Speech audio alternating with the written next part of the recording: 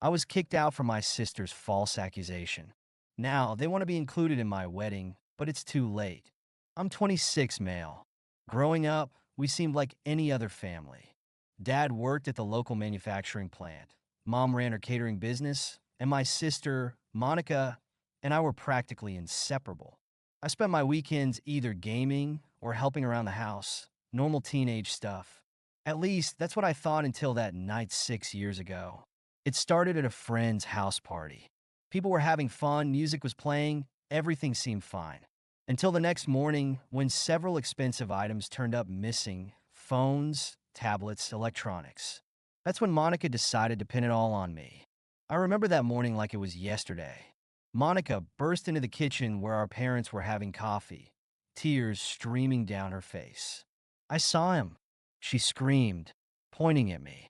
I saw him sneaking out of the room with stuff that wasn't his. I froze, coffee mug halfway to my lips. What are you talking about? Don't lie. She was really putting on a show now. I caught you red-handed going through people's things. Dad's face darkened as he turned to me. Is this true? Of course not. I didn't take anything. I was with Jake and Chris most of the night. They can vouch. Are you calling your sister a liar? Dad barked, cutting me off. Mom just sat there, shaking her head with that look of utter disappointment I'll never forget. I would never steal anything, I insisted. Monica, why are you doing this? But she just kept going, spinning this elaborate tale about catching me rummaging through coats and bags. The more I denied it, the more detailed her story became. Either admit what you did and return everything, Dad growled, or get out. I stood my ground. I'm not admitting to something I didn't do. Dad's face turned scarlet. Pack your things and go. If you can't own up to what you did, you're no son of mine. Monica stood in the doorway, arms crossed, watching me pack with this blank expression I'll never forget. Not a hint of remorse as she watched our parents throw me out. The next few months were hell. I couch surfed between friends' places, trying to piece my life back together while half the town whispered about me being a thief. My parents told everyone they had no choice but to cut me off for the sake of family integrity. Meanwhile, Monica played the victim, soaking up sympathy for having such a troubled brother.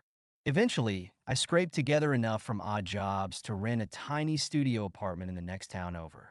It wasn't much, but it was mine, a place where no one looked at me like I was criminal. Slowly, I rebuilt my life, got a stable job, made new friends who didn't know my past. The occasional text would come from relatives. Just apologize and come home, my aunt would write. Your parents miss you, an uncle would claim, but I refused to apologize for something I never did. That was 6 years ago. Since then, I've made a good life for myself. Found someone I love, moved forward. Or so I thought, until my wedding plans stirred up all the old ghosts. You have to invite them, my cousin messaged after seeing our engagement announcement. Your father says he's hurt you didn't even tell them. I showed the message to my fiancée, who squeezed my hand.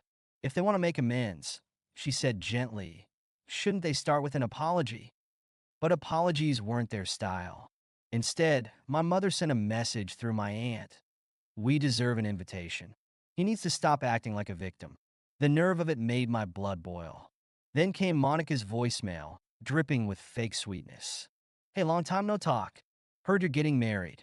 Let me know if you need family there. As if she hadn't destroyed my life with her lies. Things came to a head when they showed up unannounced at my apartment one Saturday afternoon. My fiancé and I were working on seating charts when they barged in. Let's cut the nonsense, Dad announced, barging past me. We're your family. We have a right to be at your wedding. A right? I couldn't help but laugh. Like I had a right to defend myself when Monica lied about me. I was just a kid, Monica protested, eyes welling up on cue. I made a mistake. A mistake you never owned up to. I cut her off. You watched me lose everything and said nothing. We did what we thought was right, Dad insisted. You refused to apologize. For something I didn't do. I felt years of anger bubbling up. I was homeless, labeled a thief, and none of you cared. Now you think you deserve to celebrate with me? That's when I decided to end it all. I pulled out my phone and showed them what I'd been holding on to all these years, security camera footage from the party, clearly showing Monica sneaking out with the stolen items. The room went dead silent. I've had this for years, I said quietly. I just didn't care enough to expose it. I'd moved on. But if you keep pushing, I'll make sure everyone sees who the real thief was. Monica went pale. Mom started crying. Dad just stood there, mouth opening and closing like a fish out of water.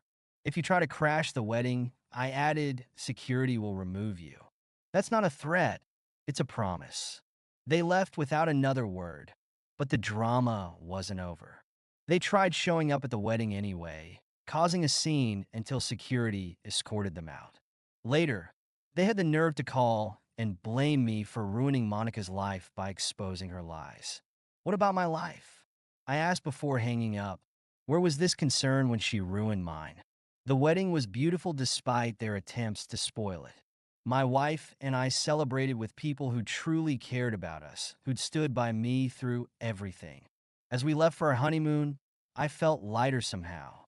Free. I hear they're still angry, still telling anyone who'll listen about my betrayal. Monica apparently maintains it was all a misunderstanding. But I don't care anymore. They made their choice 6 years ago, and I've made mine. Sometimes the hardest part of standing up for yourself is accepting that the people who should have protected you might never admit they were wrong. But that's their burden to bear, not mine. I have a new family now, built on truth and trust instead of lies and manipulation. And that's worth more than any apology they could offer. After the wedding, we started receiving a barrage of messages from relatives. My aunt called one evening, her voice trembling. Your mother hasn't stopped crying for days, she said. Was it really necessary to show that video? I took a deep breath. They tried to crash my wedding. What was I supposed to do? But she's your sister. Family is family. Where was this family loyalty when I was sleeping on friends' couches? I asked, when I couldn't get a job because everyone thought I was a thief. The line went quiet for a moment. Then she sighed. I always had my doubts about Monica's story, you know? It just didn't sound like you. Then why didn't you say anything? I. I didn't want to cause problems in the family. I laughed bitterly. Well, look how that turned out. A week after the wedding, Monica showed up at my workplace. I was leaving for lunch when I saw her standing by my car, looking smaller somehow, less confident than before. Can we talk? She asked, wringing her hands. About what? I kept my distance, keys clutched tight. I'm sorry, she blurted out. I know it's too late, but I'm sorry. I was jealous. You were always the responsible one, the one everyone trusted. I wanted to take that away from you.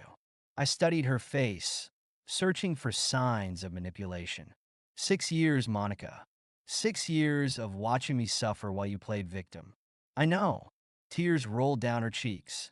I was a coward. Every time I thought about confessing, it got harder. Then it felt impossible. Do Mom and Dad know you're here? She shook her head. They're still processing.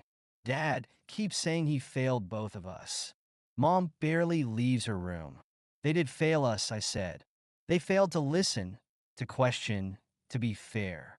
But you failed me worst of all. Can we ever fix this? She asked, voice barely a whisper. I thought about all the nights I'd spent alone, about the friendships I'd lost, the years of doubt and pain. I don't know, I answered honestly. I don't hate you anymore, Monica, but I don't trust you either. And I'm not sure I want to try. She nodded, wiping her eyes. I understand. I needed you to know I'm sorry. As I watched her walk away, I felt strangely empty. Not angry, not vindicated, just done. That evening, I told my wife about Monica's visit. We were cooking dinner together, the simple domestic piece of it a stark contrast to the chaos of my past. Do you think she meant it? She asked, chopping vegetables. Probably, I said, but it doesn't change anything. Some bridges, once burned, can't be rebuilt. And your parents? I thought about Dad's red face, Mom's tears, their refusal to even consider my side all those years ago. They chose their truth, I said. They're still choosing it. I'm done trying to change their minds. Later that night, I found an old family photo while unpacking wedding gifts. Monica and me at the beach building sandcastles, both laughing. Two kids who had no idea how things would turn out. My wife found me staring at it and wrapped her arms around me. You can miss what you had, she said softly, and still know you're better off now. She was right, of course. The hardest part of growing up isn't just learning to stand up for yourself. It's accepting that sometimes the people who should have been in your corner simply weren't. And that's okay. I put the photo away and turned to my wife, my real family now. We had dinner to finish, a home to build, a future to plan. The past could stay where it belonged behind us. Some people might call it cruel, cutting off family like this. But sometimes the kindest thing you can do for yourself and for them is to stop pretending. Stop playing the roles they assigned you. Stop carrying the weight of their expectations and lies. I chose truth over family politics, self-respect over hollow reconciliation. And if that makes me the bad guy in their story, so be it. I'm too busy writing my own. Thank you so much for listening to my story. If you have any thoughts, I'd love to hear them. So please leave a comment. Don't forget to like and subscribe if you want more stories like this one.